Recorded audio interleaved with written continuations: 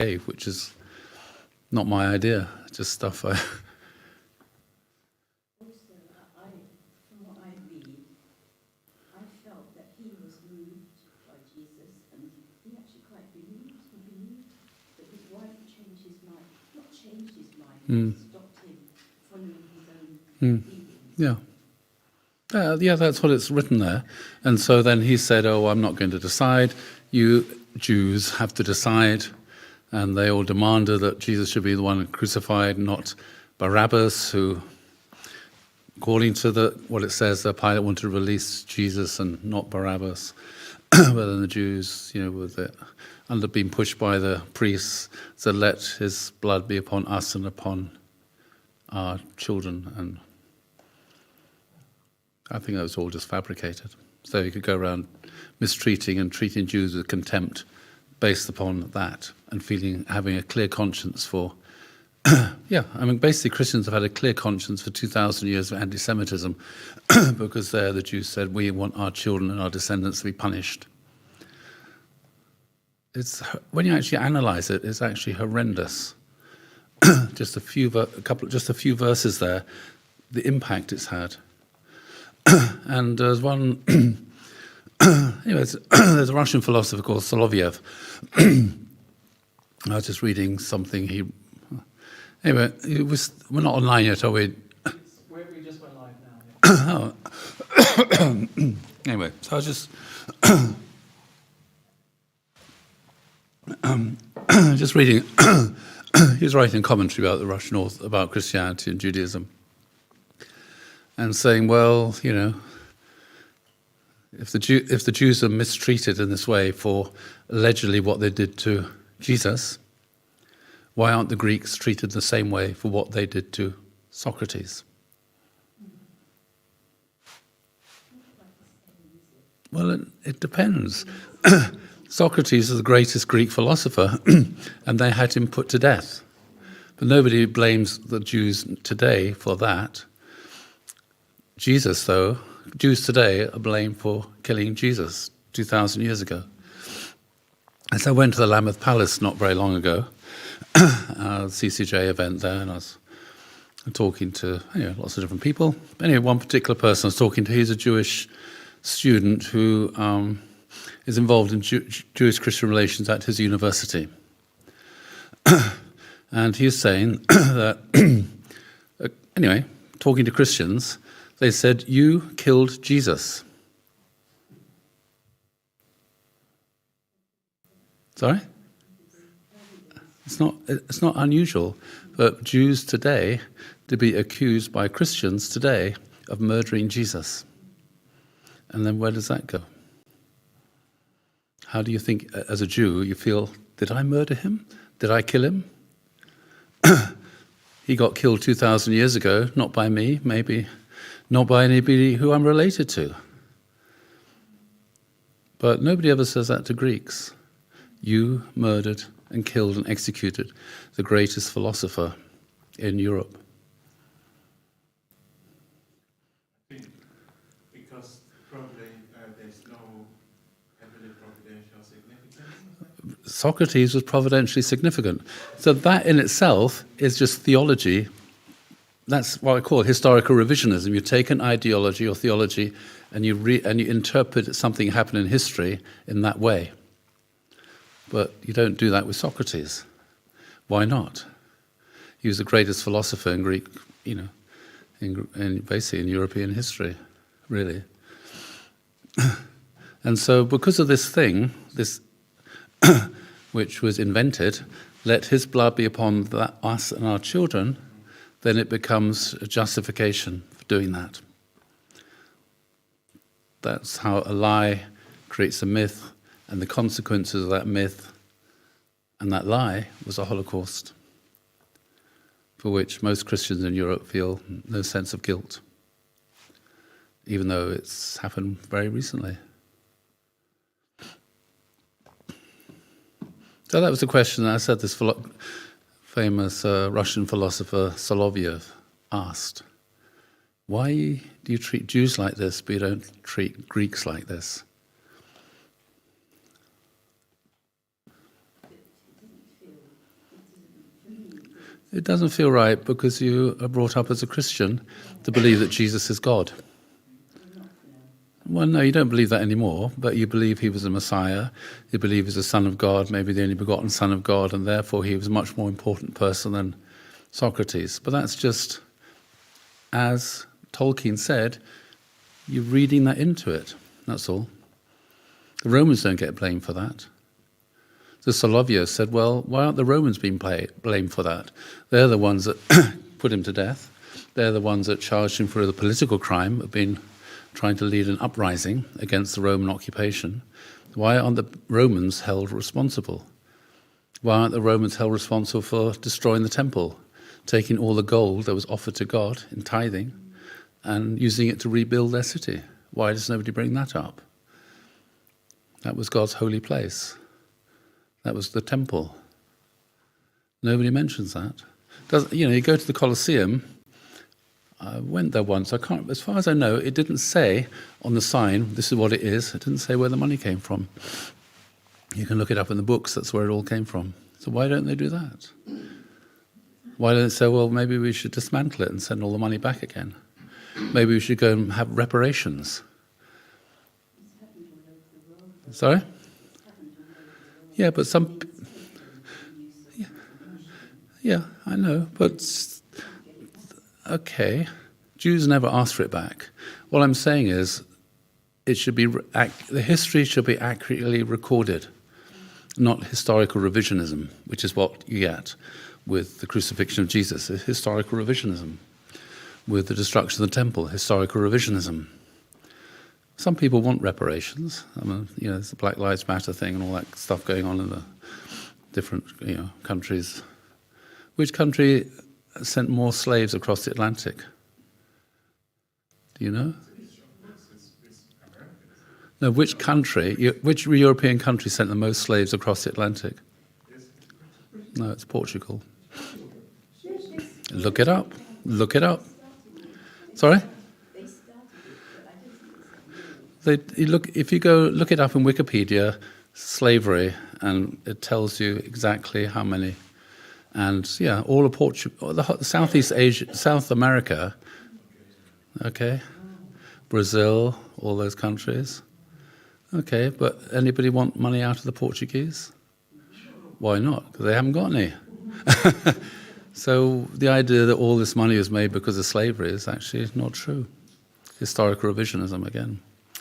Anyway, let's not go there. So I had this. It's okay. We can talk about it another time. It's not relevant to this, but it is this sense of people accurately recording the history, which I think is really important. Anyway, I had this conversation with Franco, which I was mentioning, and so he, helped me, corrected some of the things which I'd done last time. So I thought I'd bring that up. So monogenes. That's in English, Latin script, and that's in the Greek script, monogenes. So the word is made up, as I said before, of the prefix mono, which means one, like, stereo, and what's the other one called? No, mono. Isn't it mono or something? A monopoly, just one person controlling a whole industry. That's where mono is just one. And genes, genes.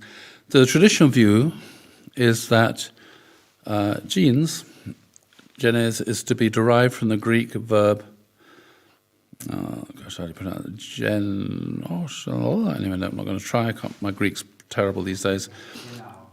Anyway, it means to beget. So that monogenes means only begotten. But the more recent view, so again, scholars discuss these things, trying to figure out. More recent view is that genes is derived from genos, meaning class, sort, or kind. So that monogenes must mean one of a kind or unique. In support of this latter view, some point out that genos has only a single N, the Greek letter pronounced nu, as does monogenes, while the other one has two N's, so it's pronounced differently. Okay? So the word is there. What is it? How do you translate it? So Latin version, which became the basis of European and other translations, so this is really important to read. The Old Latin Codex of the Bible, Vercellenis, was apparently written in 365 AD by Eusebius, the Bishop of Vercelli. He also was one of the main earliest church historians. The document contains the Gospels, and there the word monogenes is translated into Latin as unicus, only, or so the only Son. So Jesus was the only Son. Jerome, who went to Rome in 382 AD and undertook a revision of the old Latin version of the Bible, Jerome made changes specifically to verses in John, which is where the whole idea comes from. He changed the Latin word unicus to unigenitus, which means only begotten. Why did he do that? That's the important thing. Why did he change? The Greek word was translated accurately, I would say, now, into the Latin word, unicus, but then Jerome translated it, changed, modified, edited it to be unigenitus, which means only begotten. Who is Jerome? Jerome. He was one of the greatest of the Bible scholars. He studied Hebrew and he studied Greek, and on that basis he modified the Latin. He's one of the church fathers, one of the greatest of the early church fathers, particularly focused upon the text. Why did he do it? This is the important question. He did it to combat Arianism, which taught that Jesus was created and not of the same substance as the Father. So these are the big arguments going on over the creed, the Nicene Creed. Is Jesus the same substance as the Father or similar substance to the Father? And there are the followers of Tertullian, and there's the followers of Arian, and there's a big conflict and big argument. And so he wanted to change it from only Son to only begotten Son, and then it fits into the Trinity. So Nicene Creed says, as I said last time, I believe in Jesus, the only begotten Son of God, God from God, light from light, very God from very God, begotten, not created. That's the Nicene Creed. But the Arians didn't believe that. Okay, so to describe to be able to transfer the claim to be a Christian from everybody to just the people who believe in the Nicene Creed, then all the Arians are no longer regarded as Christians, and they were now excommunicated and kicked out of the Roman Empire, along with the Nestorians and lots of other people. So this is what I'm talking about, historical revisionism. This is when you go along and you edit the scripture, you edit a text so it fits with what you want, your own political interpretation and intention. That's the problem. And that's what happened. And we're suffering the consequences, 1,000 years later. So when Father comes along and says, well, Jesus wasn't God, did that go down well? No, because it's not what it says in the Nicene Creed. So that's why we were told you're not Christians, because you don't believe Jesus is the only begotten Son of God. You don't believe Jesus is God. You don't believe he's a second person of the Trinity. He's always existed. Yeah. Okay, so who was Jesus, which I mentioned before last time? Who's Jesus for Christians? He's the Son of God, fully human and fully divine, the second person of the Trinity, of the same substance as the Father, as it says in the Nicene Creed, and also it says in the Nicene Creed, he has existed for eternity. Anybody who said Jesus has not existed for eternity is anathema, and you're expelled. It's not in the Nicene Creed itself, it's in the footnotes to it. And so on that basis then, Christians say and claim that Jesus is God. Not that Jesus himself went around claiming to be God. And then, Jesus then, according to Augustine, who basically is the one who elaborated the whole idea of original sin, he said that Jesus was born without original sin because Mother Mary was born without original sin. I talked about the virgin birth before. So Mother Mary then is described, particularly within the Catholic Church, as the Mother of God. And then particularly Catholics, believe in what's called the Immaculate Conception, is the belief that the Virgin Mary herself was free from original sin from the moment of her conception by her mother, Saint Anne. Okay? So, if you're going to claim Jesus is born without original sin, you have to try and explain, well, how is that possible?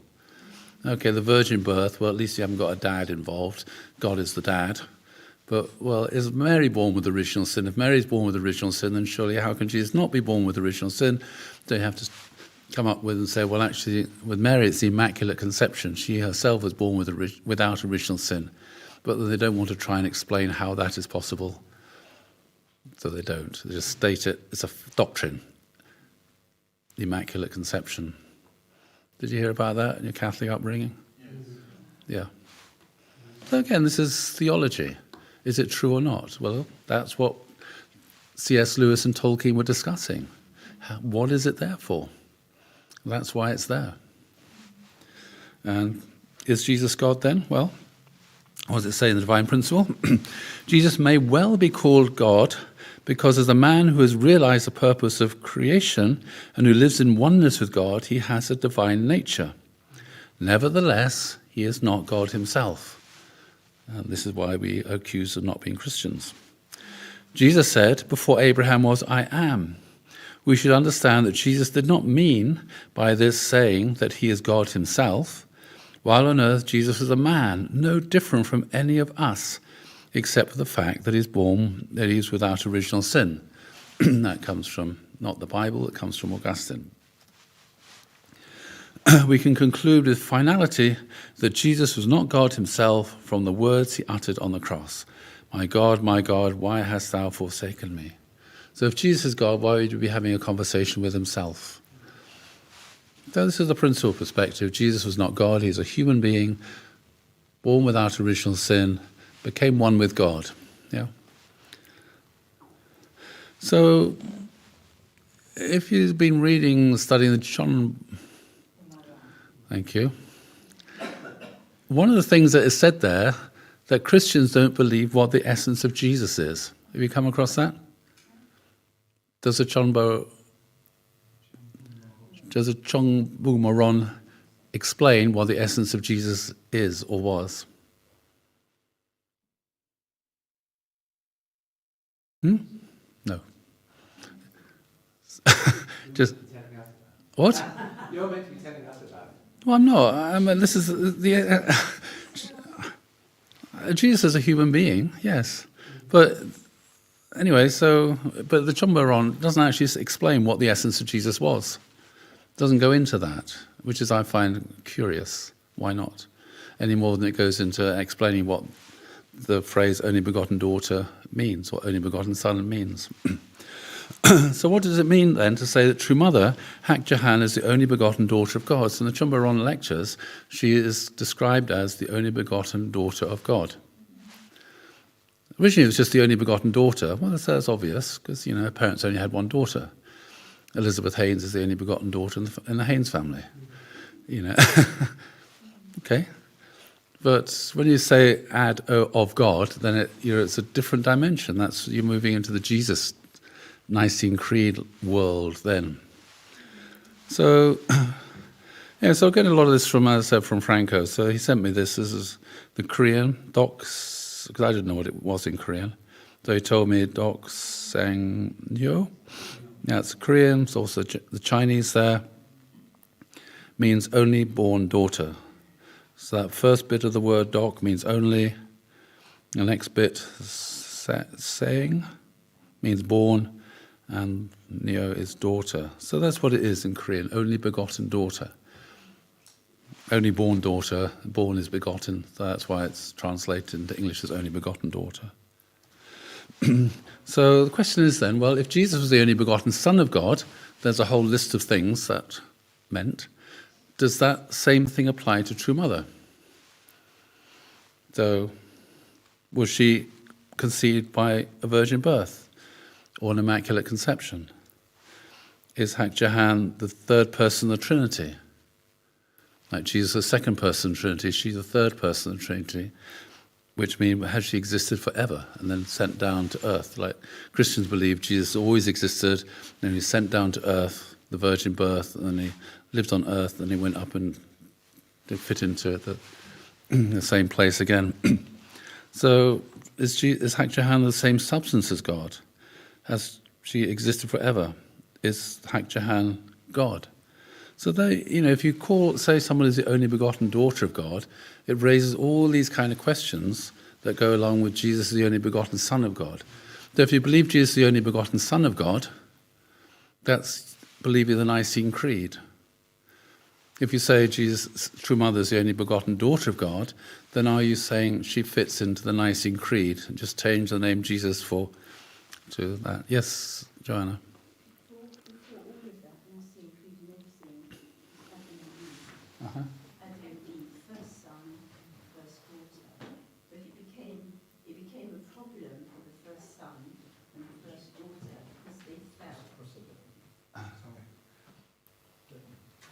The first son and the first daughter fell, and that's why we have the resurrection of a second son, Jesus, as it says in the Bible, second Adam.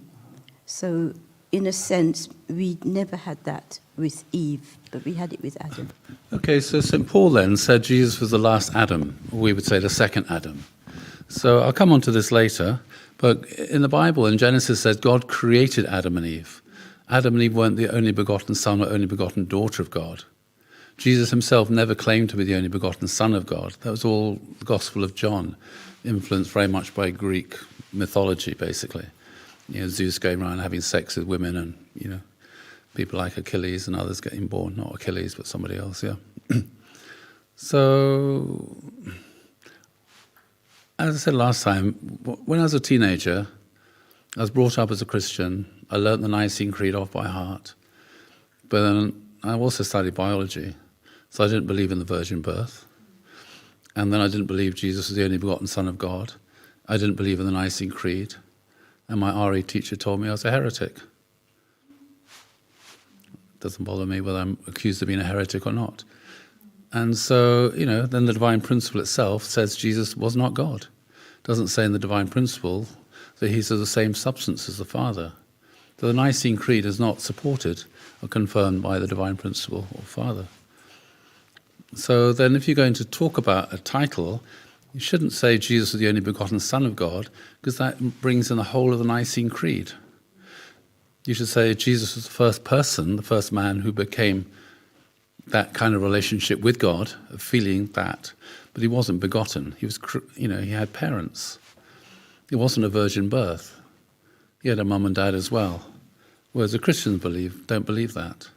So if you're going to talk about anybody being the only begotten, then, Elizabeth is the same substance as Ruth and myself, because she's our flesh and blood. She has our DNA.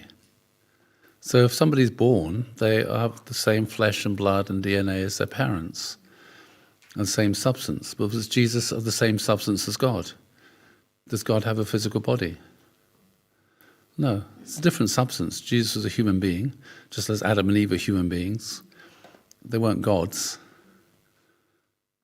So as soon as you start saying, this is why Christians got into trouble with Muslims, because Muslims say, well, that's not monotheism anymore. You have more than one God. Anyway, all I'm saying is it raises all these kind of questions. And then, unfortunately, I don't find these kind of theological questions being discussed within our spiritual community. So I'm afraid these are just the things I think of. That's all. Marshall, yeah. I have a very simple, fundamental question. If you have to. The Nicene Creed is 1,700 years old. Yes. 325 AD, exactly 1,700 years. Yeah. So it looks like we're going back 1,700 years, Yes. in a sense. Yeah. Why do we need this teaching now? I don't think What we is the do. purpose of it? Please. The purpose is a different thing. I don't think we do, yeah. I don't want to go into the purpose. There is a purpose. I have my own ideas of what I think the purpose is. I don't particularly want to broadcast them to the world. I'll talk about it over a tea or coffee like I did with AJ last time. Yeah? Yeah, and also where you brought up that difference between the Muslims and the Christians with regards to, the child of God and all this. Yeah. But there is a verse in the Quran where God clearly stated, where it is stated that God said, I don't have ears, I don't have child, but I can hear. I can. That I don't have ears, Oh, yeah. but okay. I can hear. Yeah, Yeah, so of course I don't have body, but I have children. right. So he expressed this. Yeah, but when it says children, as it says in the Bible, the whole of the Hebrew Bible is human beings are God's sons and daughters. But it's only a metaphorical sense. It's not literal, not the same substance. It's a metaphorical relationship between God and human beings is a relationship of a parent and a child. That's the teaching in the Hebrew Bible. But it's not that God gave birth to human beings. They're not begotten. It's a metaphor. It's a metaphor for describing the relationship between God and human beings as a parent-child relationship. Whereas in the Nicene Creed, it's a literal relationship. That's why, as I said last time, Jesus was the only begotten Son of God, because God only begat one Son. That's Jesus. And there's only space in the Trinity for one Son. So Jesus then has a theological or whatever position that no other human being can attain. Whereas a true parent said, actually, we can all become true parents. We can all become one with God. If there hadn't been a fall, all human beings could have developed that kind of relationship with God. They would feel the depths of their being, in every cell of their body, God is my parent. I feel God's love as God's son or God's daughter. That would have been universal, not just for one person, which is Jesus. So as soon as you have only begotten Son, it means you've got a gap between Jesus and all other human beings who can never achieve the same relationship with God that Jesus has. And that, I think, is a problem. Because that's not how God wanted it to be. He didn't just want to have that kind of special relationship with one person. He wanted to have it with all his children. That's what I think. And I think that's what the principle taught when I heard the principle. That every human being should develop that kind of relationship with God. And that's what Jesus taught.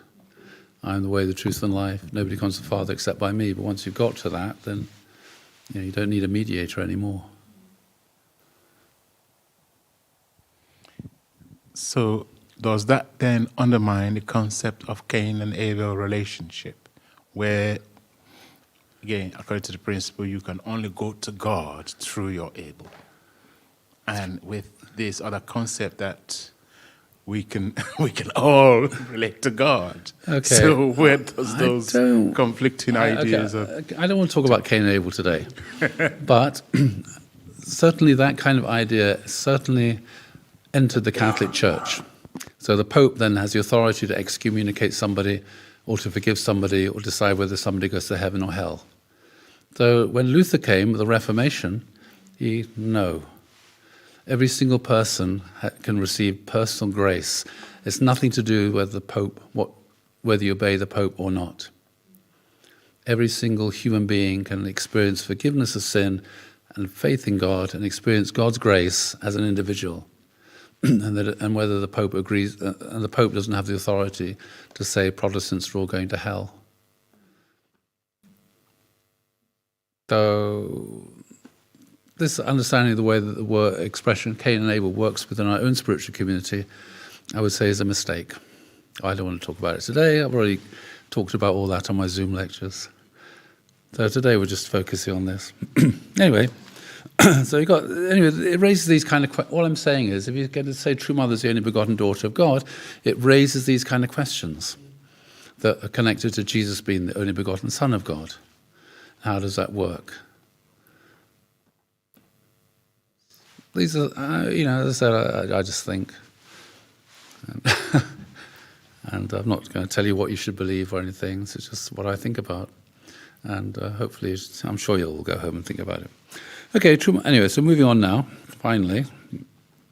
Well, not finally yet. I haven't got to the beginning of the next lecture 2 yet.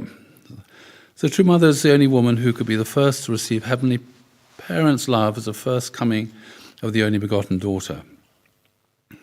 As a direct daughter connected by blood lineage to God, she is the only woman born with God as her root. So what does it mean here to be connected by blood lineage? To me, that sounds very much like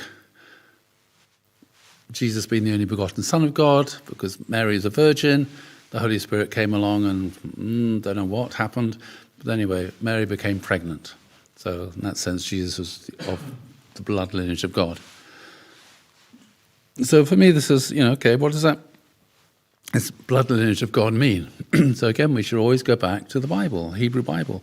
All this stuff is rooted in the Bible, the Hebrew Bible. And it bothers me that that is ignored. And you end up with all kinds of abstract, I would regard as funny ideas. So look at the blood lineage of God. What does that mean? So as they came out of Egypt with the Exodus, the Hebrews, they went to Mount Sinai. And Moses went up Mount Sinai, met with God, received the commandments, and he came back and they made a covenant. Now this is how it happened. Then Moses got up early in the morning and built an altar at the foot of the mountain. So the altar, of course, represents God. You go into a church, there's an altar at the front with candles on it and various things, depending which church you go into. That is the place where, you go to receive communion and somehow treat that or make an offering or a gift or, for our holy days we have a table, etc.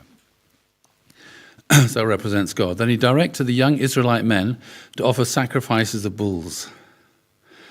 So when they sacrificed the bull, they would take a sharp flint, probably. I don't think they had knives, stainless steel knives in those days, and they would cut the vein here, and all the blood would come out. And they would collect all the blood in bowls, large basins.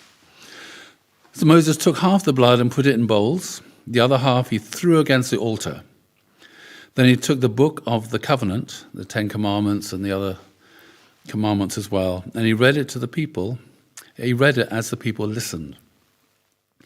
They said, everything God said, we will do. Like we will observe all these commandments, and we will understand. So the understanding comes out of doing, it's not abstract. Moses took the rest of the blood and threw it out over the people, saying, this is the blood of the covenant which God has made with you out of all these words I have spoken. So half the blood is on that altar. Should be over here, shouldn't I? And the other half of the blood scatters over the people. Would you like to have blood scattered over you? It's a bit yucky, isn't it? Why blood and not water? Because blood is thicker than water. It's to emphasize, you are my children. You are of my blood lineage. And that's why blood was scattered, even though God doesn't have any flesh. God doesn't have a body. God doesn't literally have blood. But it's a metaphor to emphasize the closeness of this relationship. Blood is thicker than water. And all the blood was scattered, half the blood scattered over the people. So they all felt they were connected to God because they were the sons and daughters of God. They are God's blood lineage. That's where it comes from. It's not literal, it's a metaphor. Francis. Yeah, and also blood. Life is in blood. Blood what? Life. Life, yeah. Life also yeah, of course, is in the blood. Yeah, so that's right, yeah. Whereas water is, especially if it's been boiled and distilled, yes. Yeah, so that's the thing. That's the reason, that's the meaning. So when Mother says that she's of God's blood lineage, that's, I would say, what it means. But it also means all Jews, all men and women, are part of God's blood lineage. This is a Jewish self-understanding. So when Jews pray, do they pray in somebody's name? Do they have a mediator? No. They don't, because they all feel we're the sons and daughters of God. We just talk to God as our parent, or as the creator of the universe, or as the Lord of hosts, or a whole range of different names that they, call God by. But they never pray in anybody's name. Of course, they pray for the patriarchs, Abraham and Sarah, and all they pray for them all, and so grateful they can receive God's blessing through all the things they did. But they just they just pray, having a conversation, because they feel that's who we are. We don't need a mediator. Moses was never a mediator. Through this ceremony, it was a personal relationship that they had. And so this is one of the interesting things about Judaism, the many interesting things. Other religions, there's one founder. One person has experienced an encounter with God, whether it was Buddha or Confucius or Muhammad. One person. Whereas at Mount Sinai, all the Israelites, all of them saw the cloud. They all saw the lightning. They all saw this. They all saw that. The whole community had a communal experience with God, not just Moses. Moses is just the messenger, but all the people, every single one, as it says in the Bible, all the household, all the men and the women and the children, they all participated in this. Interesting, it's different. They all that sense of feeling chosen people that way, chosen to bring God's truth and ethics to the world. Okay, so True Mother was born on the Christian foundation. She was born 400 years after the Calvin. So that's John Calvin. Which nationality was he? Nope. Who? No. No, come on, seminarians. What nationality was Calvin? French, thank you, Ken. I'm glad somebody remembered. What was his name? Sir Panlis? Oh, I can't remember who taught European history now. Anyway, he was French. Anyway, he was studying law in Paris, I presume. Anyway, things worked out not very well, so he emigrated, went to live in Switzerland, and basically in Geneva.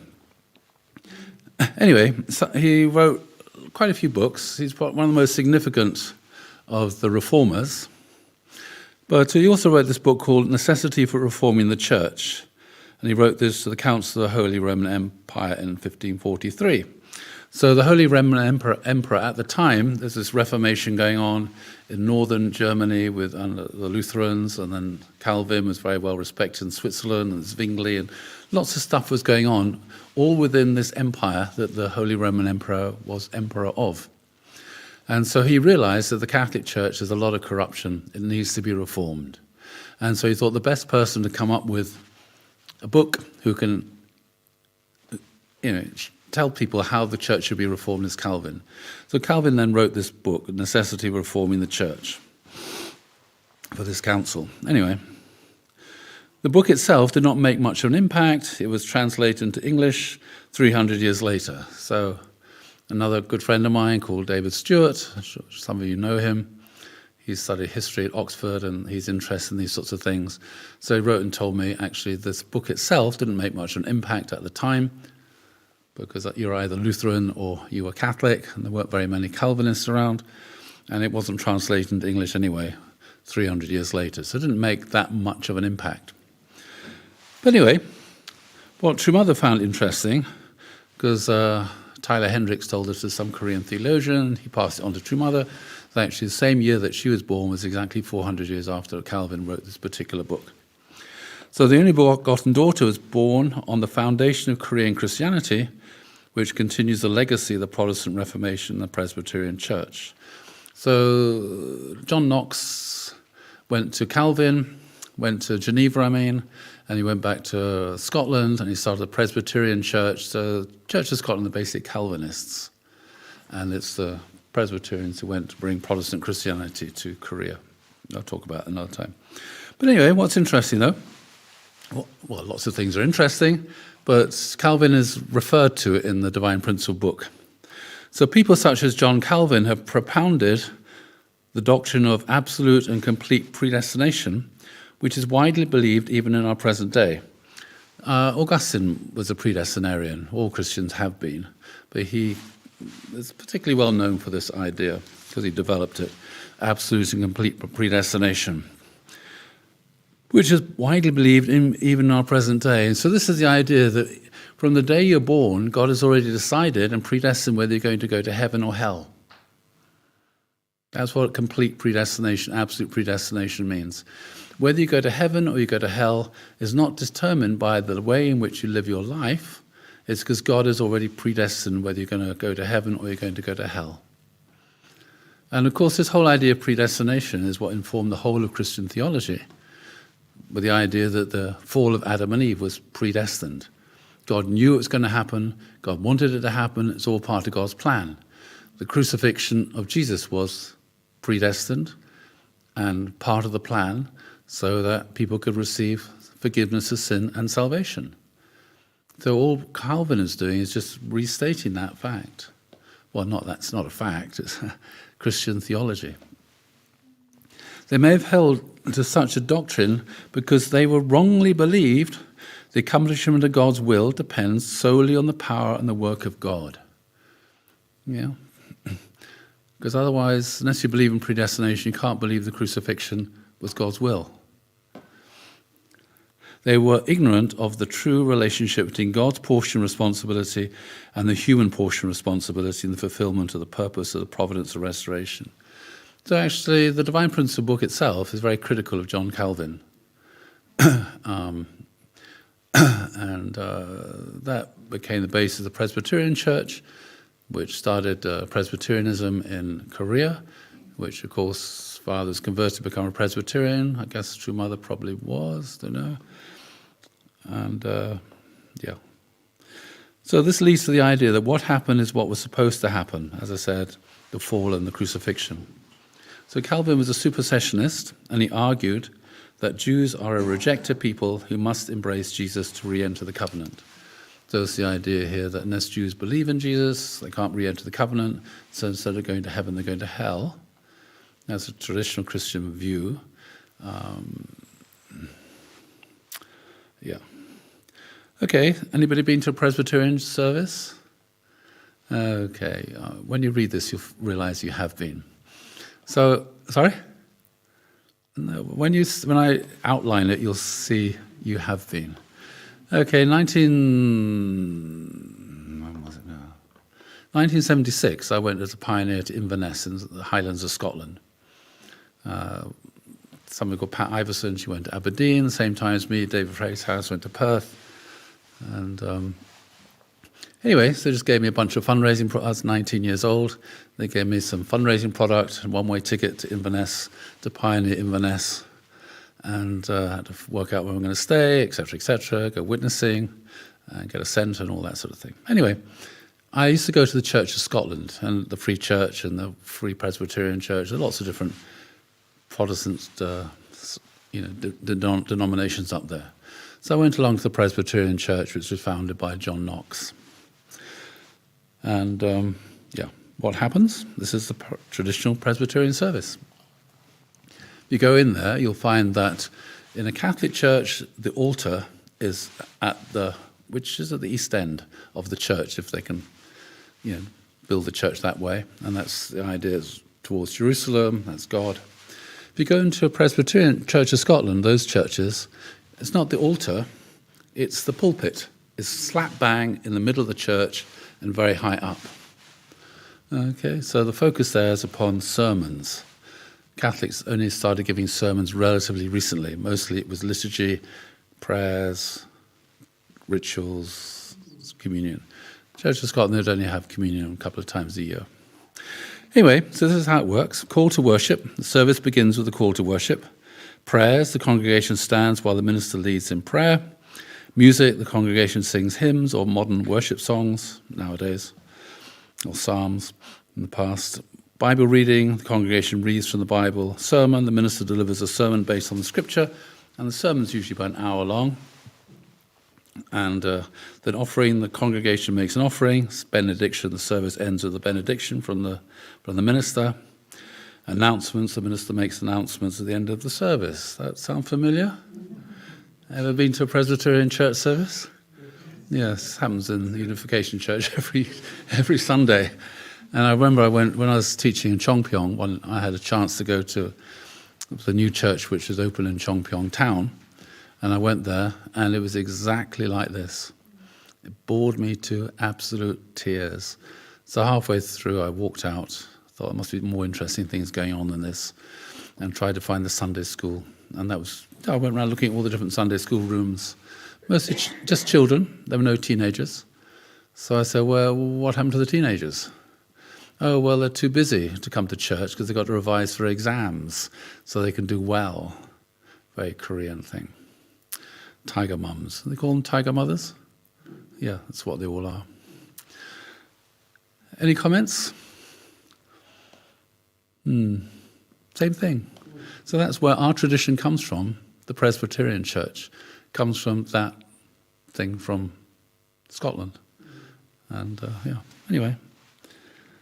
So True Mother then referred to this, Protestant Reformation, Presbyterian Church, continue the legacy of the Protestant Reformation. If you actually look into the history of Korea, how did Christianity come to Korea? And actually, the Nestorians brought Christianity to China and as far as Korea in about 1000 AD. So if you ask a Christian who are the Nestorians, they say Nestorians are not Christians because they didn't accept the Nicene Creed. So they were expelled, excommunicated. And so even though at that time the Nestorian church, which was based in Baghdad, was the largest church in the ancient world, geographically the largest church, sent missionaries to Mongolia, missionaries to India, missionaries to China, and they even got as far as Korea. And you can see here, this thing here, a depiction of an ethnic Mongol layman priest on Palm Sunday from Korea. So the Mongols became Christians, Nestorian Christians, and they also sent missionaries down to Korea at that time. But anyway, the Nestorian church was not supported at all by the European church, and so they were persecuted and they disappeared in Korea. Then the Catholic Jesuits brought Christianity back to Korea in the late 18th century, but then in 1866, about 10,000 Korean Catholics were executed. The greatest persecution of Christianity in the 19th century took place in Korea. About 10,000 of them were martyred. 10 to 12,000 Korean Christians in a period of just a couple of years.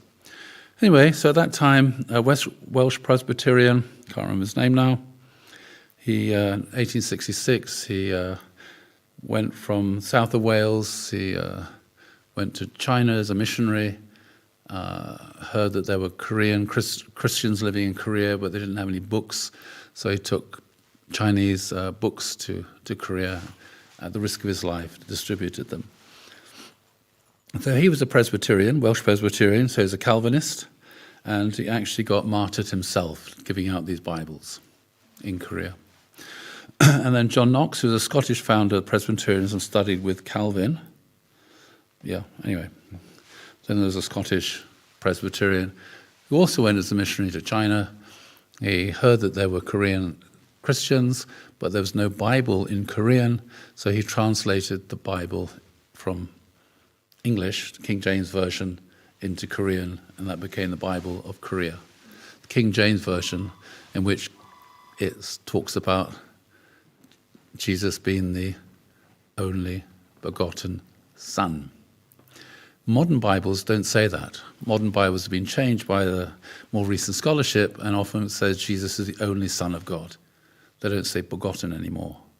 Only the King James Version and the Old Bibles say that. Modern Bible translations, like the NIV and other ones like that, they translate it in the way it's been understood, that how Jerome corrupted it. They go back to the way it was originally. But in Korea, they have the only begotten Son still in the Korean Bible, except for some of the more modern Korean translations where they've also updated it by going back to the original Greek text. And here are a few more little things. A bit more archaeological evidence. Simon, that's a long way to come. Yeah, thanks for answering the door there, Annika. Okay, this is, it's more evidence. Nestorian stone cross, unified Scylla, again 9th century in Korea, discovered at the Gyeongju Bulgasa temple, Nestorian, an archetypal Christian artifact. Okay, and there's another one, statue of the Virgin Mary, also from the same period. And so you find these old Nestorian churches in China as well, except they became Confucianist temples, but originally they were Christian temples and churches. So what time am I supposed to stop?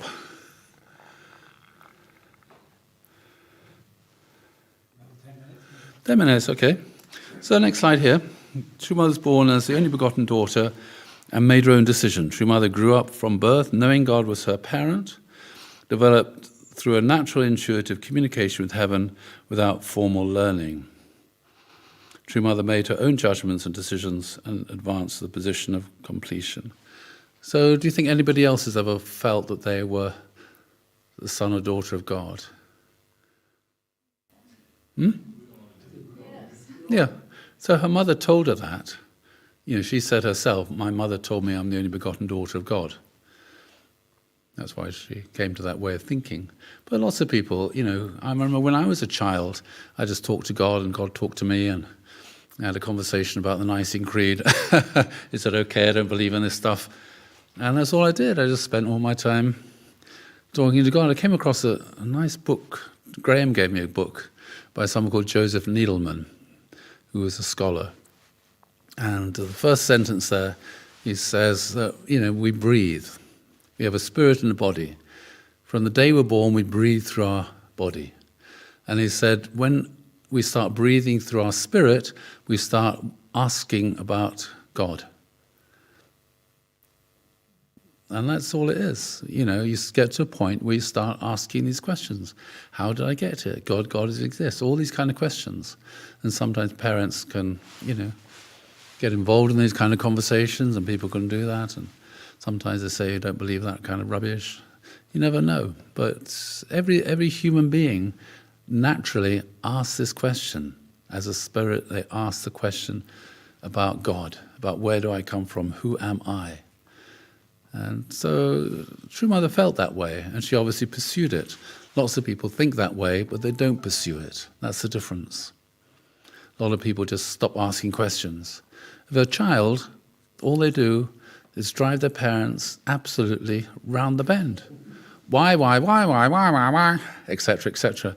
And you get into a car to go somewhere. When are we there yet? Yeah, are we there yet? Are we there yet? Are we there yet? You know, oh, where's this and why is this and why is this? You know, and if if a child asks you a question, why, and you give an answer, then what do they say next?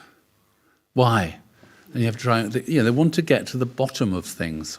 Why are things like this? You know, they're partly satisfied by an answer, then they think about it a bit more, they come back and say why again, want to have a deeper explanation, deeper one. And, you know, if you can't engage in this kind of conversation, children stop asking. And there's another famous saying, was what killed the cat? Curiosity killed the cat, that's right. Stop asking questions. And so that's what happens. My mother, as you may know, she was born in Jerusalem. Her mother's Jewish and, you know, always asking questions and questions. Anyway, so my grandparents brought my mother to England in 1939, just not long before the war started, which they weren't expecting, and dropped her off at a Catholic convent for her education. You know, because there wasn't, you know, much in the way of education in Israel or Palestine at that time. So they brought her here, dropped her off, and you know, the war started. She didn't see her parents for 6 years.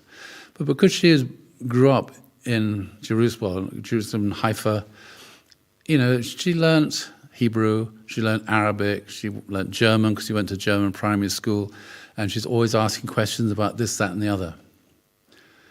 And then when she went to the convent, she started asking the nuns questions. And they said, don't ask questions. It's a mystery.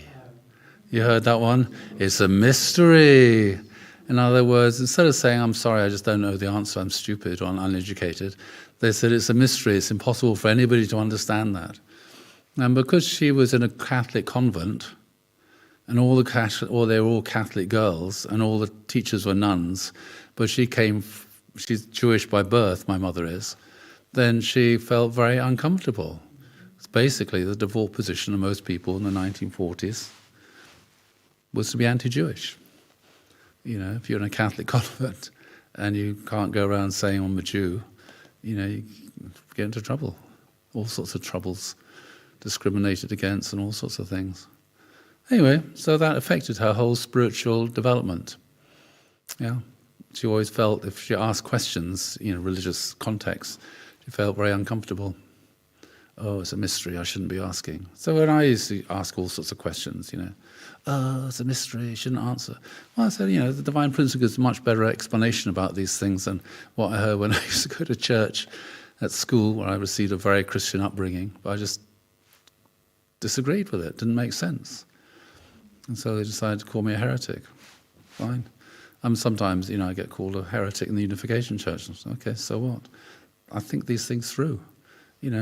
As I say to the second gen when I'm teaching them, I say, I don't expect you to believe what I say, but I want you to form your own faith, not to have a second-hand faith. Oh, I believe this because so-and-so told me it was true. You have to work it out for yourself.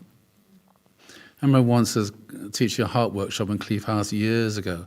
I was just talking about, creation, evolution, and, looking at these things, not converting them from one thing to another. And then somebody put their hand up and said, what's true? Theory of evolution or the theory of creation? I said, I can't answer that. You've got to work it out for yourself. I'm not going to tell you. You have to think about these things and come to your own conclusion, to develop your own faith, which is about trusting God in your own way and speaking to God in your own way and relating to God in your way. I say to people, when I used to teach in school, they used to call me Sir or Mr. Haynes in the classroom. I'm sure in the corridor they had lots of other names for me. They're too polite to say it. But, when you go home, your children don't say, oh, welcome home, sir. No, hi, Daddy, where you been all day? And then, your wife doesn't call you Daddy. She, got other names for you. And then when I go and see my mother, my goodness, it's like I'm still 6 years old. Oh, careful crossing the road, But it's just one me, but everything is a relationship which is different. It's neither here nor there. What you call God or how you relate to God. It's your own personal faith, your own personal relationship with God. And you can call God what you like. And if you want to have an argument with God, read the Bible. Abraham, Moses, they all argue with God. They all had conversations with God. Yeah? And that's the way it should be. We should all have a personal relationship with God and discuss things with God and argue with God. And to come to some kind of thing, yeah, I can live with this, I can go with this. So when God said to Moses, go into Egypt and take the people out of Egypt and slavery, he thought, that's not possible. Nobody's going to pay any attention to me. Why would they listen to me? I'm just an old man, a shepherd. And then they're going to say, well, who sent you? Okay, Yahweh. Tell them, how are they going to believe that? Et cetera, et cetera, et cetera. Oh, I can't speak, I'm a stutterer, Oh, well, your brother will speak for you. Anyway, it was a negotiation. Moses negotiated with God before he could come up with something. Yeah, that's workable. I've got this, God said, throw down your staff, turn into a snake. Oh, okay, I can play that trick on the Egyptians. Show that I can do that sort of thing, and a bit of water into blood and all these things. Yeah, I can do those. Those are going to win the argument. If I go around and do that sort of thing. So you say, yeah, that's viable, that's possible. But God is very idealistic. God is very abstract.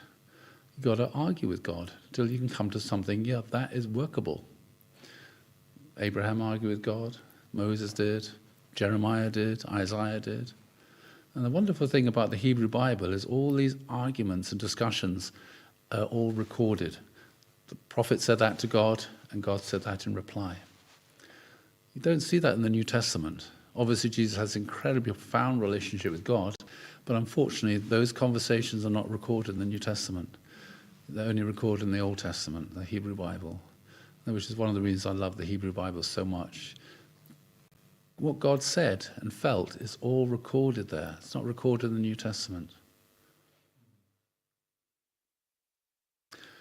Time to stop. Lunchtime. Have a good lunch. Oh, and those of you who are online, enjoy your lunch, whatever it is that you eat. And what should we say? What do you say? Prayer for lunch. Okay. All those online as well. Hands to get. What? Who? Well, it's for the people online as well. Let's say grace before we eat. Blessed Heavenly Parent, we thank you so much for being able to spend this time together as brothers and sisters and as friends who've known each other for many years. Now we're going to share our meal together, lunch together, and pray for all those who are watching online as well. They can also have an enjoyable and blessed lunch and good conversations if they're watching together with others as well. And offer this prayer in my name, William Haynes, the Central Blessed Family, our Jew. Okay, thank you, Joanna. Let's go down to the Chong prayer room. I keep getting these Korean words muddled up. Sorry? Oh, yeah. While you're here, please go to the Chong. It's unlocked. Yeah. It's downstairs. Please spend your time praying.